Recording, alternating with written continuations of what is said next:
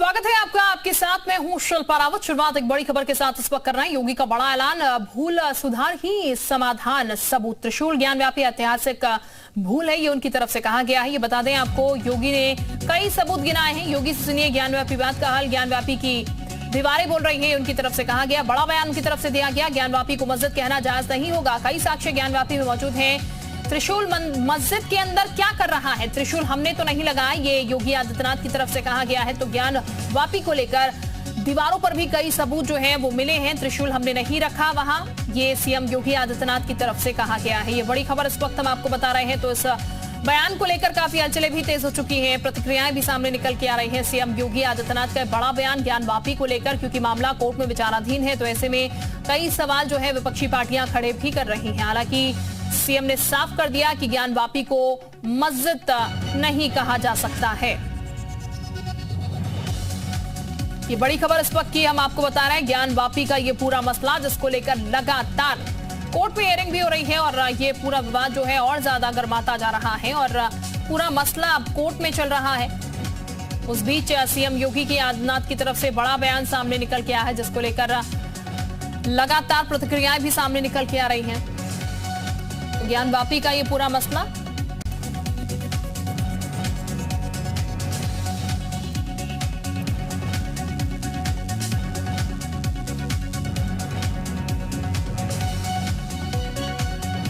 तो कई ऐसी चीजें हैं जो कि सर्वे के दौरान यहां पर मिली थी। जब पहली बार सर्वे यहां पर हुआ था, उसी के आधार पर सीएम योगी आदित्यनाथ ने बड़ा बयान दिया है कि इसको मस्जिद कहना सही नहीं है।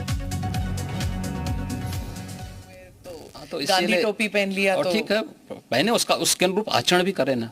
कोई निर्दोष मुस्लिम आके बता दे कि मैं निर्दोष था, मेरे साथ अन्याय हुआ है, कोई नहीं बोल सकता है। अगर किसी ने सरकारी संपत्ति पे कब्जा किया है तो उसके लिए क्या करूं? आरती लेके जाऊं, थाली सजाऊं उनकी? अगर हम उसको मस्जिद कहेंगे तो फिर विवाद होगा। हमें ज्ञानव्यापी बोल देना चाहिए। मुझे लगता है कि भगवान ने जिसको दृष्टि दी है वो देखे ना। त्रिशूल मस्जिद के अंदर क्या कर रहा है? बोलने से और भाषण करने से सामाजिक न्याय आ जाएगा? परिवारवाद, जातिवाद, यही सामाजिक न्याय है। किसने रोका था यूपीए को? किसने रोका था यूपी में समाजवादी पार्टी को? किसने रोका था वेस्ट बंगाल में इतने दिनों से टीएमसी की गवर्नमेंट है? किसने रोका है वहां पे?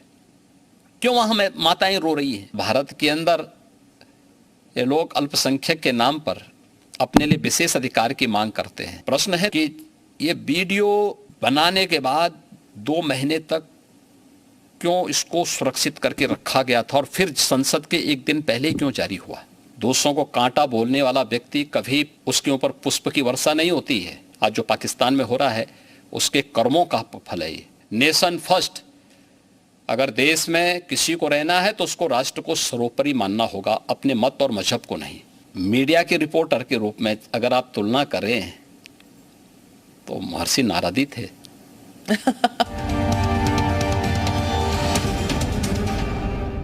Namaste, Jai Hind. Welcome to another edition of ANI Podcast with Smita Prakash. This episode is being filmed in the city of Lucknow, which is the capital of the state of Uttar Pradesh. Before I introduce my guest, I am going to give you a quote from a bestseller book, The Monk Who Sold His Ferrari. According to this book, the secret to happiness is very simple. Find out what you love doing and then direct your energies towards that. My guest today did exactly that. He's a monk who found a purpose beyond divine pursuit. Yogi Adityanath is the 2-time Chief Minister of Uttar Pradesh, the state whose population is more than that of France, Germany and UK combined. With a population of 230 million, making up 17% of India's population, UP would be the world's 6th largest country by population if it were a real country. A state that was considered one of the most backward in India for over 100 years. A state that sent indentured laborers to British colonies when India was under colonial rule. Yet, it's also the state from where independent India got 9 of her prime ministers. Yogi Adityanath, the 2-term Chief Minister of the state, is a monk who wears his Hindu identity with pride. He's been pilloried for being majoritarian and riding roughshod with Muslims who constitute 19% of the population of Uttar Pradesh. For those viewers not familiar with Yogi Adityanath's political beginnings, Yogi ji ने 1996 में महंत अवैधनाथ के लिए चुनाव प्रचार शुरू किया। 1998 में महंत अवैधनाथ ने सक्रिय राजनीति से संन्यास लिया और अगले लोकसभा चुनाव के लिए उन्होंने योगी आदित्यनाथ को अपना उत्तराधिकारी और उम्मीदवार घोषित किया और फिर 1998 में योगी आदित्यनाथ 26 वर्ष की आयु में गोरखपुर निर्वाचन क्षेत्र से सबसे कम उम्र वाले लोकसभा सदस्य बने। Today's conversation with Yogi Adityanath is going to be something which has never been seen before. That much I can promise you. प्रणाम योगी जी, ANI पॉडकास्ट में आने के लिए धन्यवाद। आपके राजनीतिक जीवन के बारे में मैं पॉडकास्ट के दूसरे हिस्से में बात करूंगी। पहले मैं जानना चाहूंगी कि आप धर्म योगी कब, कैसे, क्यों बने, क्योंकि इतनी छोटे से उम्र में आप में ये त्याग की भावना क्यों जागी? आप साइंस के स्टूडेंट थे, तो साइंस और धर्म ये कैसे मिलाप हुआ? देखिए, सबसे पहले हम लोगों को धर्म समझना पड़ेगा। भारत की परंपरा को अगर हम जानना चाहेंगे तो भारत ने केवल उपासना विधि को धर्म नहीं माना है, कर्तव्य और सदाचार को धर्म को का एक रूप माना है और धर्म को उससे जोड़ करके देखा है। धर्म एक व्यवस्था है, एक वे ऑफ लाइफ है, जिसको आप एक जीवन पद्धति कह सकते हैं। वो जीने की एक कला है। विज्ञान उसके उन्नयन का एक माध्यम है। अध्यात्म उसकी चरम स्थिति, यानी साइंस उसका एक बहुत छोटा सा पार्ट है। हम जब भौतिक दृष्टि से देखते हैं तो साइंस का एक अन्वेषण होता है, एक एक्सपेरिमेंट हो जाता है। लेकिन जब चेतना का विस्तार हम करेंगे तो चेतना का वह विस्तार अध्यात्म की एक नई ऊंचाइयों तक पहुंचाएगा, जहां पे व्यक्ति किसी कार्य का केवल सृष्टा ही नहीं बनेगा बल्कि उसका दृष्टा भी बन सकता है। और यही वैदिक ऋषियों ने किया था जी। इसलिए स्वाभाविक रूप से एक सीमित क्षेत्र और एक सीमित भूमिका के साथ आगे जाने के बजाय उसमें स्वयं प्रवेश करके देखो क्या है, तो बहुत कुछ देखने को मिल रहा है। तो उन चीज़ों को लेकर के इसलिए मैंने अध्यात्म का सहारा लिया और उससे आगे बढ़ करके